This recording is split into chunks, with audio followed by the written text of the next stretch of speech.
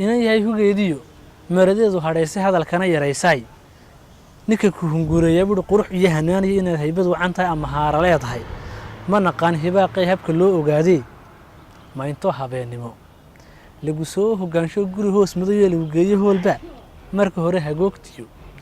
heeriyada laga dhigaa hawraar jacayl la galaa hubsima yani see lagu ogaadaa buu leeyahay magtay ma into lagu soo kaxeeyo guri lagu geeyo oo maryaha laga dhigo ayaa barnaamijkan la galaa wuxuu waxa jira hibaaqay mariya lagu hodmaayo huuriyo kuleeliyo ciid iyo habaas male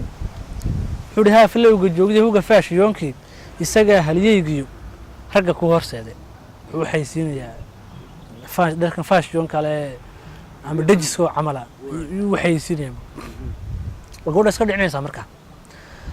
waxay tiri waxaan ay midahoodii hibe ee basiyo hanka adiga kugu jira kaba soo horjeeday hidde lagu dhaqmaa oo diin lagu hogaanshiyo qofka helinka raaca ku hongoobi maaye ninka haybadeedii quruxdeeda hiifay hadalkana yareeya ninka haybadeedii quruxdeeda hiifow ee hawadana isgeeyay ninka haybadeedii quruxdeeda hiifay hawadana isgeeyo ima hanan kareysid gabadhu haliyay dhalay hodan hooyadee tahay adoo haashka dhooqa mad haweysanaysa adoo haashka dhooqa mad haweysanaysa yani gabadh halish dhalay oo sharaf leh وصفي عن لوبر باري وشرف يا كرامي عسلي هذا هاش كدوقا ما بد عودين لا هادش marka waxa la gabadh uu heliyo dhalay hodan hooyadee tahay hadu haash ka dhooqa ma haweysanaysa isna marka waa ku soo noqon jawaabti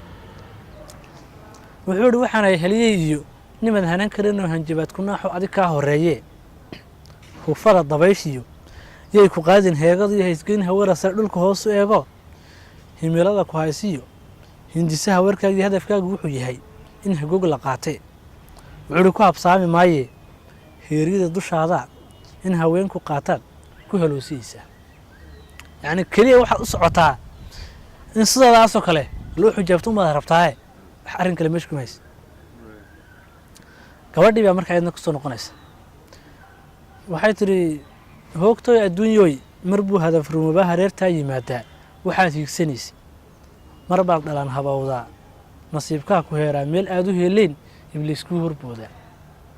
waxay tiri wiiliya waxa baqamaye habeen dema u haysta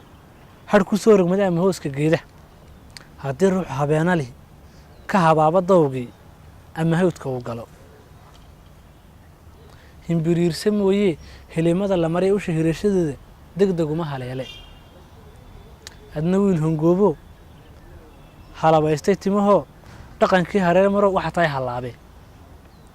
marka waxa ku soo gabagabeynaysa gabadhu haliyay dhalay hodan hooyadee tahay adoo haashka dhooqa ma haweysanaysa